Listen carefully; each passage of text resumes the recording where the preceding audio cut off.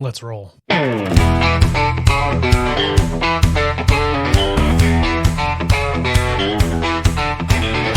Hello and welcome to the Must Read Alaska Show. Here you get relevant and timely content you won't find anywhere else. You can learn more by going to mustreadalaska.com, and this show can be found on YouTube, Facebook, X, and your favorite podcast site. Let's talk truth about politics, the economy, and all things Alaska. Now, the host of the show, former state legislator, combat veteran, small business owner, and all-around great guy, Ben Carpenter.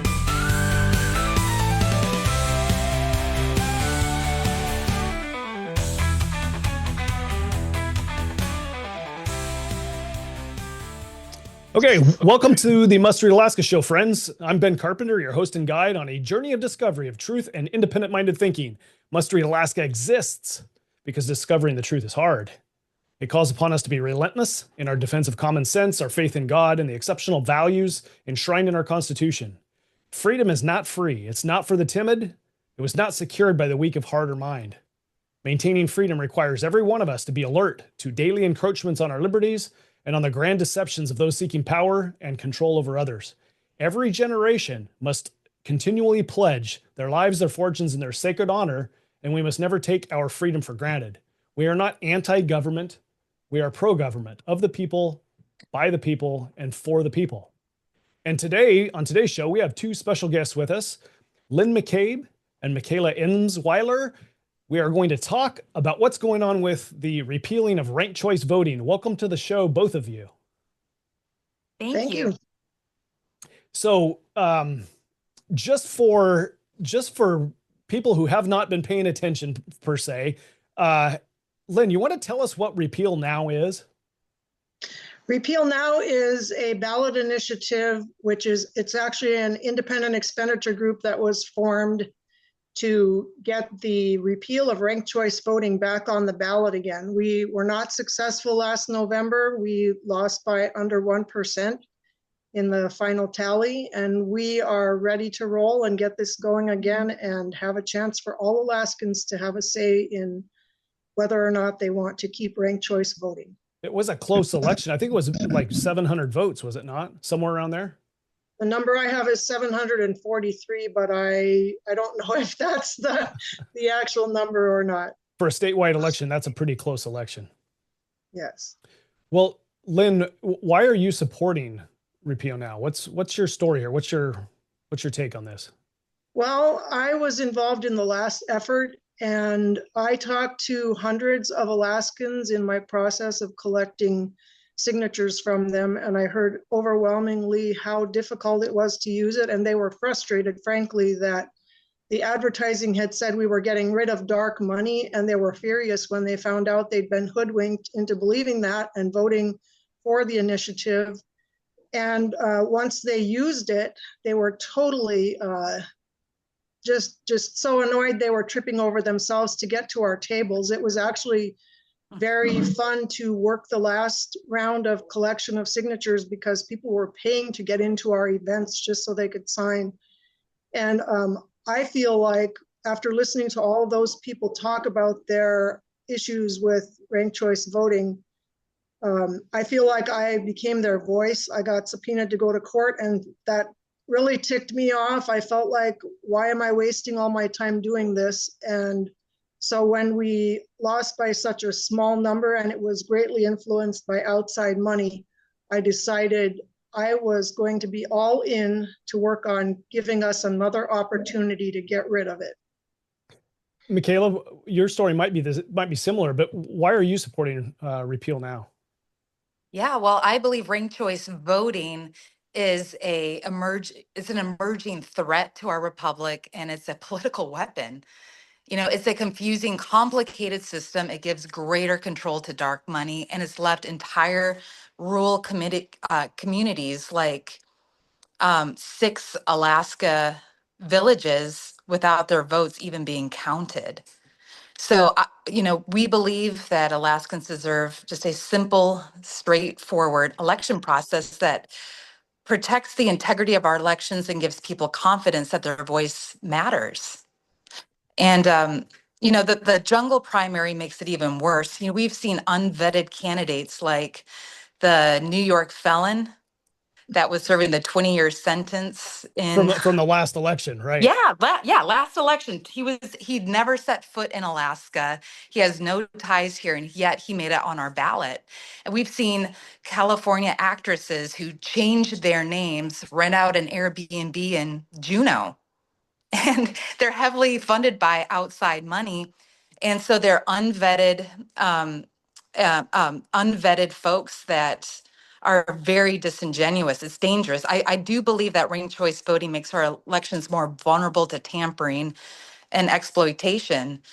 And when it comes to election integrity, it matters. I care a lot about that.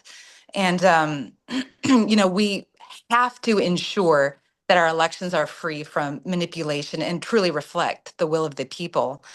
The other reason why I feel so strongly about this is, and maybe one of the most troubling consequences of ranked choice voting is the tendency to disenfranchise voters and suppress the vote. We need a voting system that truly empowers citizens, where voters are confident that their voice is heard and their votes are counted. It's just essential that we return to the simple and straightforward process and trust in our democracy. And I would say the last thing would be the dark money influence. We're not just fighting a voting system. We're battling these outside dark money interest groups that benefit from protecting ranked choice voting. And so these entities have a vested interest in keeping the complicated system that can be manipulated for their gain. So we have to push back against these influences and ensure that our elections remain in the hands of Alaskans. I believe the last election, the opposition raised about $15 million. What And was I that? was curious. Go ahead. No, I was just going to ask, give a comparison to what the in-state residents who are trying to repeal this, what did they raise? I believe overall, between the signature gathering and the Yes on Two the campaign portion of it, it was right around $350,000. $350,000 total. But a lot of that was tied up with the lawfare, because the opposition was really, they saw the grassroots momentum, and they saw how people were very emphatic about getting rid of the system, that they tried everything to stop it in their power. So I was curious. Go ahead. I was really curious how much the opposition had raised in state. And so I went down that rabbit trail and looked at their APOC reports to see which donors were, or how much money was raised in state. And it was just around $10,000. That's phenomenal. That's it.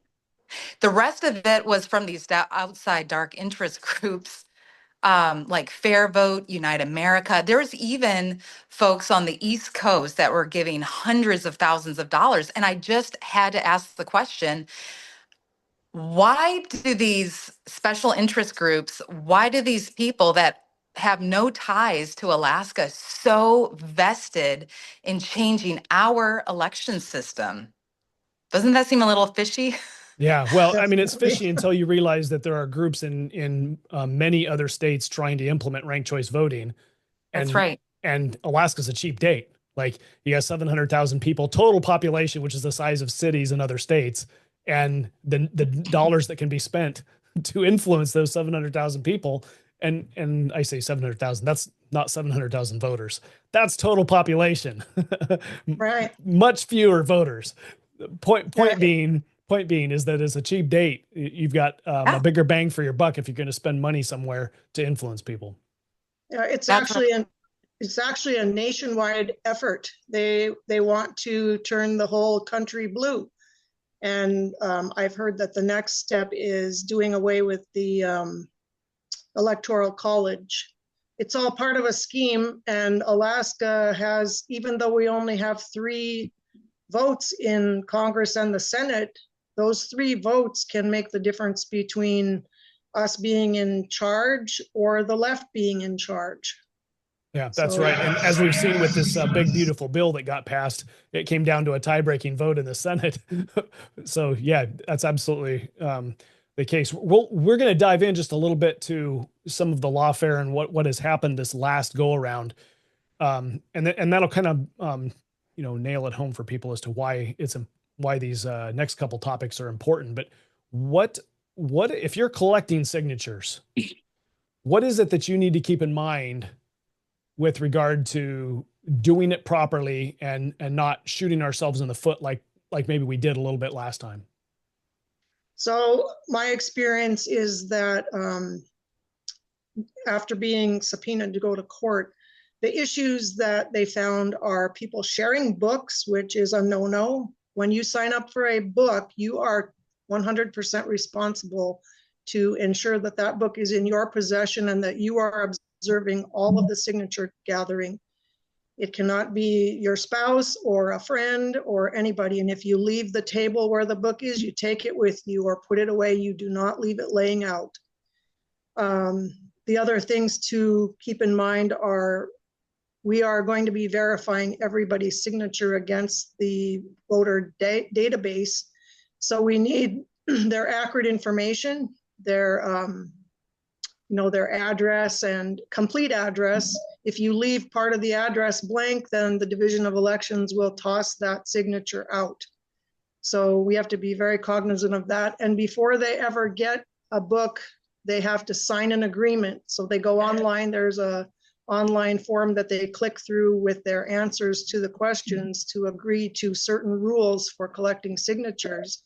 And then once they get the book from their regional coordinator or the Anchorage office, then they also get a copy of what they signed online in hard copy to refresh their memory, because some of us are not, we're not young spring chickens anymore, and we might forget what we signed up for. So we need that reminder. So, and then once they finish the book, they have to check it back in. We discovered through our last effort that you can't be loosey-goosey with your books. You have to be responsible with them and keep track of which books are signed out, and keep the what do they call it in chain of custody. You have to keep it all organized and be responsible so that you don't end up with a mess on your hands that can be challenged, because there will be challenges. They don't want us to get this on the ballot. They fought tooth and nail last time through, I believe it was 3 APOC filings against the initiative group and the lawsuit, which was taken all the way to the Supreme Court. So they don't want us to get it on the ballot. Again, yeah. Again. So if you're somebody that's like a voter, and you're approached by somebody that's got a book and says, "Hey, do you want to sign my booklet? Do you want to repeal ranked choice voting?" and you're inclined to do so, what do you need to know when you're signing that book? You need to know, well, you want to be sure that you're looking to make sure that it's the legitimate group that's doing it, because sometimes they will, they haven't done it yet that I'm aware of, but sometimes they will try to confuse people by having a different book for you to sign. Okay. They're devious. They videotaped volunteers. They spied on us. I heard that they actually had paid spies infiltrate the group. I wasn't part of that, but they did come to our booth at the fair and take photos and videotape our volunteers that were working there. And keep in mind, this is an all volunteer effort. The only person who is paid is the person that files the APOC reports. The rest of us are all volunteers. When I sign the document, and my name is Benjamin. I have a middle name, Earl. I usually just use Ben. But when I'm signing this particular document, what do I need to sign as? Like, if I look at my driver's license, it says my full formal name. Is that what I need to use? Or do I need to look at my voter registration? Or what is the official name and address that's going to be used by the Division of Elections? I'm not actually sure that they verify that you're not using a shortened version of your real name. If you have your driver's license number or your voter ID number and you sign it, you put in there Ben Carpenter instead of Benjamin Carpenter. I'm not sure that they would toss that. There is I can, oh, sorry. Go I was going to add to what Lynn is saying. I can speak to that. Anyone signing must be a registered Alaskan voter, and they need to sign the petition in the presence of the authorized circulator, as Lynn said. But they'll need to fill in their information exactly as it appears on their voter registration. And then they need to also use their physical residence, not a PO box, so that Division of Elections can verify every signature. So it's simple, but accuracy really matters. One mistake that all of us have seen is a lot of times on the petition book, inside, there is a spot for your voter identification, your voter ID, your numerical identifier. So that could be your birthday, it could be the last four numbers of your social security, or it could be your driver's license number. A lot of times, people will make the mistake of filling out the day's date. That happened to me this morning, and I had to go back and later when I caught it, had to go back and to the business I was at and had the person change it to correct it. Another thing that we've seen is people mistakenly put down their phone numbers instead of their ID number. So those are some very simple things, but you have to be accurate. But yes, your name needs to appear like it is on your voter registration card. Okay. Well, I don't carry my voter registration card in my wallet. So I suppose that presents a large problem for some part of the population that does the same thing if you don't know or you've moved a lot or whatever. So I guess if you're going to sign something and you know that it's voting related, then you better know what your voter registration card says. Interesting that it would be important because most people are like, what do I need my voter registration card for? So your legal name. Yes. Some people go by nicknames. We've had that before where like a Kit would be a Catherine, but they have to use their legal name. Well, that's the thing. I go by Ben, and Benjamin is my legal name. I wonder if I've signed petitions before that it gets thrown out because I didn't put my full name on there. Yeah, that's water under the bridge for me. But so I think we've talked a little bit about why that's important to meet the requirements, because somebody may challenge the legitimacy of the signatures. What did we find last time, Mikaela? How did what was your personal experience here on how things were challenged? I will say in Alaska, the Constitution protects the citizen initiative process, right? But opposition groups absolutely try to interfere. So we saw a lot of different things, but these groups will spread misinformation about what the petition does. They try to intimidate the circulators and the folks that carry the petitions. And they do watch for technical mistakes that might get their books thrown out. As Lynn had mentioned, sometimes a husband and wife would share a book last time, and that's a big no-no. Everybody has to have their own book that's assigned to them. You cannot share books because Lynn is right. There's the opposition is everywhere, and they're watching very, very closely to see if someone will make a mistake, and they will go over the books. They analyzed.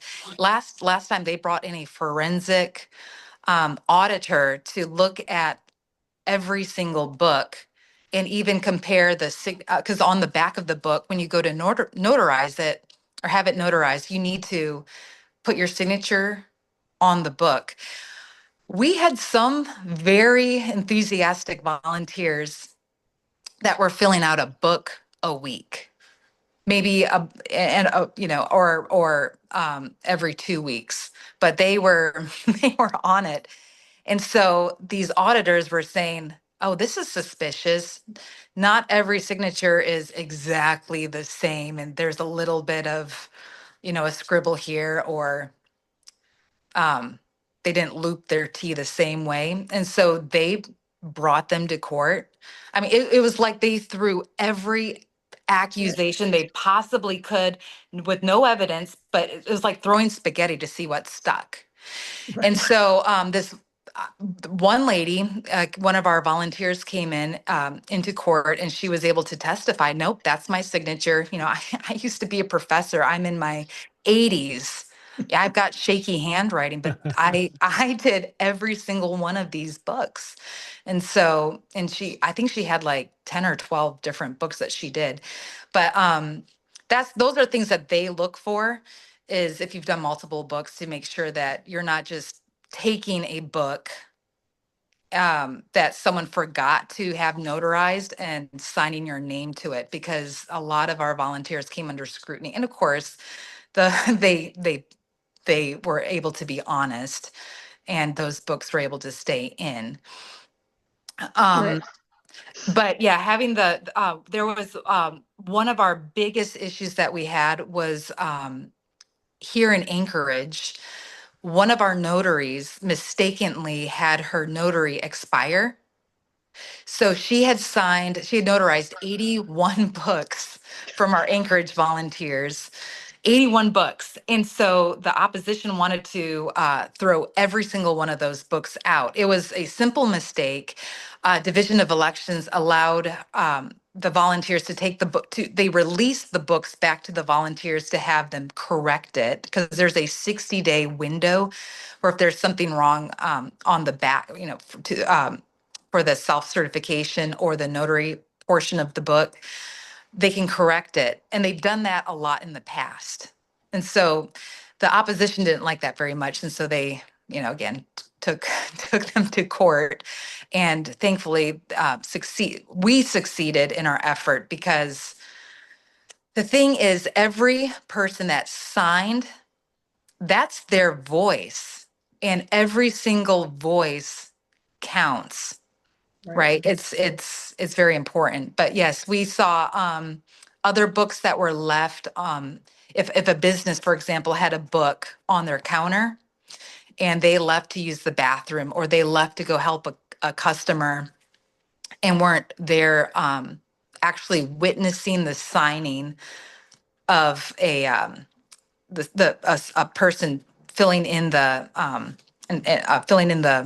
or signing the petition, they also got reprimanded and taken to court as well, because they said you cannot leave your books unattended. They have to be in your possession, and you have to be able to witness every single signature in those books. Right. Lynn, what was your? Yeah, go ahead, Lynn. I got called into court because I had gotten 370 some signatures in one day. And it was at an event. It was probably a 3 or 4 hour window where I was working the event. And they thought there was no way possible I could have gotten that many signatures in that amount of time. But people were falling all over themselves trying to get to us. I mean, it was crazy how many people were lined up waiting to sign our books. The other thing that they took issue with from a lot of our books, because we worked at the state fair and we didn't get done till 10 o'clock at night. They took issue with the fact that we had self-certified our books instead of having them notarized. There was nobody around the fairground, and they were turning in their books to me so I could turn them in to the guy that was coordinating the whole effort, Phil Izon.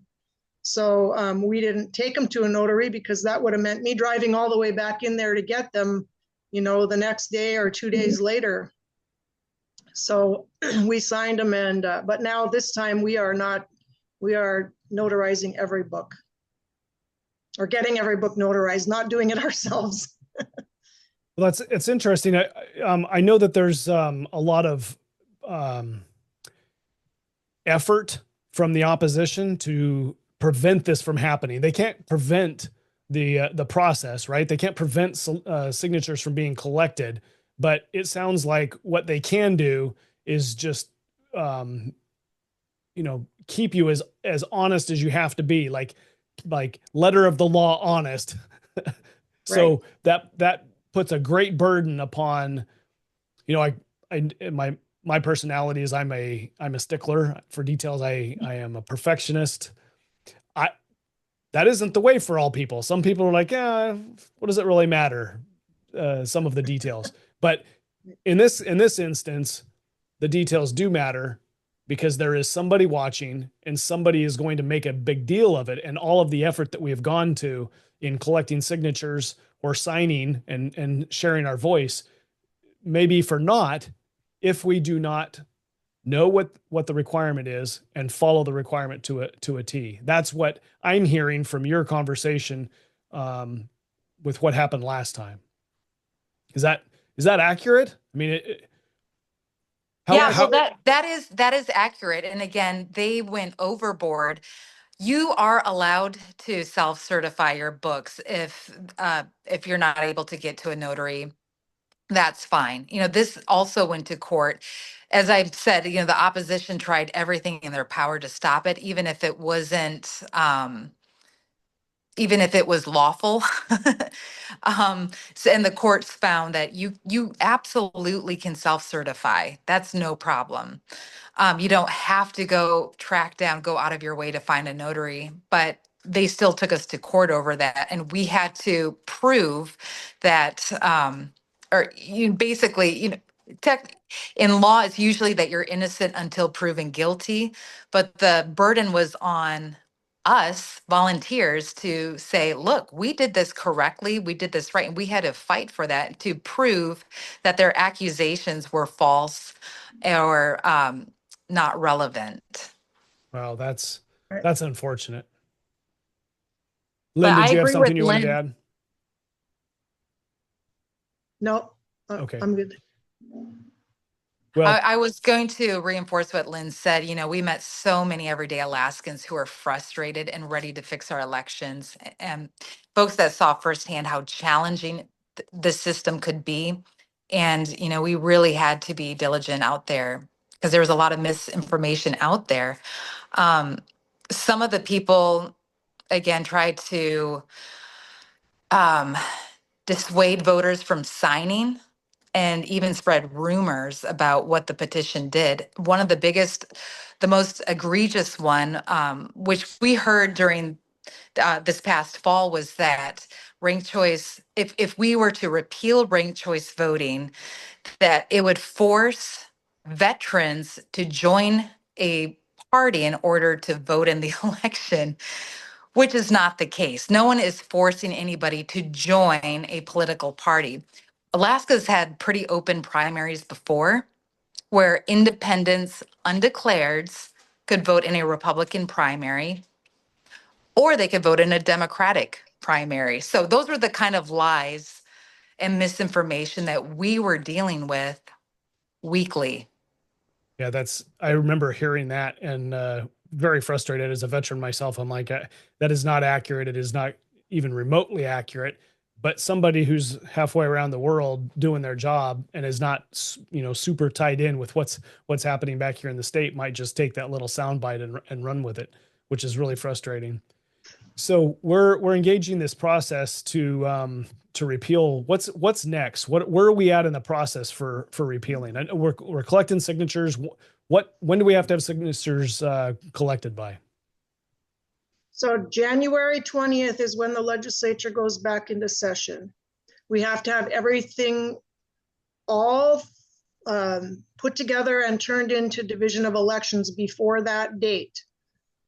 So our next deadline is the end of this month. We want all of the books that are currently distributed, which is about 300 books. We want the the signature gatherers to have their books completed and turned in by the end of the month so that they can be input and we can figure out where we're at so that we'll have time to do what we need to do to fill in the gaps. And we're hoping to have them all completed by the time snow flies, hopefully the end of September, but it may be a little bit longer than that, but we're shooting for the end of September to have all the signatures turned back in. And we are actually shooting past the goal, which is, it's around 34,000 signatures. we're shooting for more than that because we know that they won't all get counted. There will be issues with some of them. So we're trying to overshoot the target. And it's a little bit harder this time than it was last time because there's a little bit of voter fatigue and people think, well, I already signed the petition. They don't realize that it failed last November. They're very uninformed about, what has happened. They thought it passed and that we were done with it. So they think that they already signed it, and you have to ask them questions like, well, when did you sign it, to get to the, the crux of the question about whether they should sign it right now or not. Well, let's talk about that for a second. What happens if you sign it twice and through no malicious intent, you just forgot that you signed it this year? So if you sign it once in July and you sign it again in August, what happens? Well, if you knowingly signed it more than once and you had some kind of an agenda, then of course you're in trouble. But if, like, I had an elderly gentleman come to my table the other day at an event and he couldn't remember if he had signed it. So I was asking him all kinds of pointed questions about it. And we finally got down to a specific person that I knew had been in that particular area. And I said, was it so-and-so who collected your signature? And the light bulb came on and he remembered, so he didn't sign it. But, that's an honest mistake that people are going to make because we are living in a fast-paced world, and some of the people that are signing our initiative are not, they're not 25 years old, and they're capable of making a decision, but they need time to think about it. Yeah. Yep. Did you have And this is something a long process. We have 1 year to collect signatures, and we're about halfway through that right now. So some people do forget if they had signed or when they had signed. So duplicates will get nixed when they start verifying the names. They will not count. So they don't take one of the names and throw them out and leave the other. They throw both names out if there's a duplicate. They will keep one, but they throw out the duplicate. Okay. I saw some people that had signed maybe 3 or 4 times because they had no idea that they only needed to sign once. And so, of course, it's just their one entry counts and the rest don't. Got it. Does make it hard for knowing how many votes or how many signatures you need to get still if you're just counting signatures and somebody is signing 2 or 3 times, because obviously those second and third times won't count. Yeah. The number that we have is based off of all the voters who voted in the last election, which was a presidential election. 34,000 is 10% of the number of voters that voted. So that is the statewide number that we need to get. But then we also have 40 districts here in Alaska. And so the way that this works is that out of the 40 districts, you have to have a distribution of statewide signatures in those districts. So, and that it breaks down to 7%. You have to get 7. So each district has a different number, but you only have to get 30 out of the 40 districts. So there's a statewide number that we have to hit in order for this to be valid, but there's also a district number that we also have to achieve as well. So this is a statewide issue. We need boots on the ground in every part of our state. Well, that brings us to a great question then. If there are people that are listening to this and they're saying, hey, this is something that I could get behind, how do they get in touch with somebody to help out with this? They can send an email to repealnowalaska@gmail.com. repealnowalaska@gmail.com. Perfect. And I'll go ahead and flash that up on the recording when we do the post-processing here, so people can see the email address as well. There's also a website, repealnowak.com. It's not spelled out in the web address, but it is spelled out in the Gmail address. Perfect. Repealnowak.com.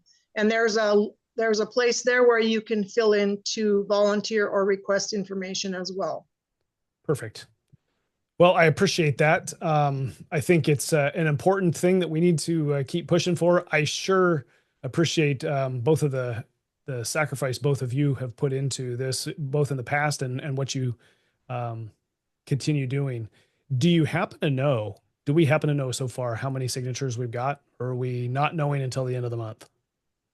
We do not know. We have about 300 books that are circulating, or actually some of those have been turned in, but we don't have a tally, and we likely won't have one until after the end of July, when we get all the books, hopefully get the majority of the books back and can see where we are at. Okay. Well, I sure appreciate you guys participating today, and I think this has been great information for people to know, both those that are wanting to know where we're at with ranked choice voting, those who are collecting books or thinking or wanting to help collect books. Now you know where you can go, and what are some of the important things that you need to keep in mind if you're going to do that. And for those that are signing books, make sure you know what your name is. Your official name and your official address, because that matters. Can I say one thing? Yeah, Ben? Lynn, go ahead. So like I said, it's a little bit harder this time to get signatures. We're having to work a little bit harder at it than we did last time. And we are coming down to a point where our person who's doing a lot of the organizing in town has been talking to paid signature collecting outfits out of state. We don't have any in state. And if we cannot accomplish this with our volunteers, it's going to be a big chunk of money, like in the neighborhood of $250,000 or something like that, to pay for the remainder of what is needed once we get all the volunteer books turned back in and see where we're at.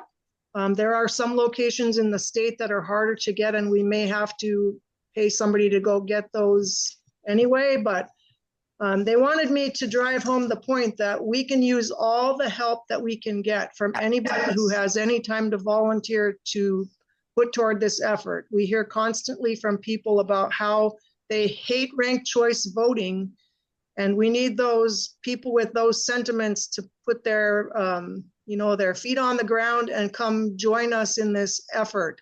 We cannot do it alone. We need your help. And if you are not able to collect signatures, please at least get out there and sign it, and get your neighbors and your friends and family members to make an effort to get to a place where they can sign. And there are some static places. We have businesses. I know in the Valley, I'm the region coordinator for this area, and we have 3 businesses that have people who have obtained books. And you can go to those businesses. You just have to call ahead and find out if that particular person is present before you go there. Don't waste your time driving over there until you know that they're going to be there to accept your signature. And I know Anchorage has some. I don't know about the locations in Fairbanks or in Southeast or on the Kenai, but I'm sure there are some businesses where volunteers, are present. Lynn, that's really key information. Is the website address that you gave out someplace someone can go to find out which businesses in their area that they can go visit? I do not believe they are posted on the website, but if they put in a message to, using the messenger in the website or using that Gmail address, somebody will give the information to them, or they can follow us on Facebook. We have Repeal Now AK on Facebook, and we have Repeal Now AK on X, and we post regularly when we are going to be holding events. And oftentimes we will add a little note that says which local businesses are also available for people to go sign. We'd like to have it on the website, but like I said, this is an all volunteer effort, including the design and maintenance of the website and all of it. So if there's somebody out there who's interested in using their expertise to help us out, I'm sure that the people in town would be happy to talk to them about them volunteering their time to fulfill that particular need. If you've got the website pulled up there, Lynn, and I know you're probably familiar with it, but if somebody can't physically help, but they can help financially, are you set up to accept funds yet? Or Absolutely. And okay. Thank you for bringing that up. That is a huge need. Yeah. No donation is too small. We need Alaskans to donate. We're also looking, I know that the local gal in Anchorage is talking to out-of-state entities, because the beautiful thing about dark money is we're not disallowed from trying to obtain it on our side of the equation also. So we are talking to some entities in the lower 48 that can potentially funnel money to the effort and help us out. Okay. And we'll need that money. If we have to hire signature collectors, that is that much less money we'll be able to put toward digital ads and radio ads and whatnot during the campaign in the fall of 2026. We need to spend our money wisely. So we need help to ensure that we get the most bang for the bucks that we do have by having volunteers step up and help us with the effort. Very good. Well, I think we're reaching our time here discussing this topic. If will you please give out the email address one more time and the address to the website so that people will have it? Sure. It's repealnowalaska@gmail.com. Alaska is spelled out. And then the website is repealnowak.com, not spelled out. repealnowak.com. And look for us on Facebook and X. Follow and share all of the posts. Comment on them. You'll affect the algorithm. And even if you cannot help us collect signatures, you can help us get the word out by sharing what we post so that more people see it. Yeah, this is a rallying cry for all of us. We've got the power to bring transparency back into our elections. Every voice counts. So we need all the help that we can get, and we need the momentum. We're building the momentum. We, the people, are getting our state back. And it's been fun. We're moving fast, and we need all the help that we can get. I appreciate that appeal from both of you on additional help. I know that, when I got involved in politics a number of years ago, about 7 years ago, I was really surprised at the handful of people in my district who were actually participating. And I remember thinking at the time, we have got to increase the pool of people who are participating in our self-government. If we don't, it just doesn't work. It doesn't work real well when there's not more voice and more effort helping. It's the whole adage of many hands make light a task, right? So I have an adage too that I'd like to share. Go right ahead. So my adage is, we get the government we deserve. If we don't make the effort, we get what we get. That's right. That's exactly right. Well said. You put in the effort for self-government and you get something that you deserve. That's right. If you don't put in the effort, you still get what you deserve. That's right. Right. That's good. All right, ladies, thank you so much for spending some time with me today. I sure appreciate it. If you like what you heard on this podcast and you want to help support the effort of getting more podcasts out and more information like this out, please go to mustreadalaska.com, click on the donate link, and help us keep the lights on and keep moving forward with this message. This is Ben Carpenter signing off for Must Read Alaska. Stay frosty, Alaska.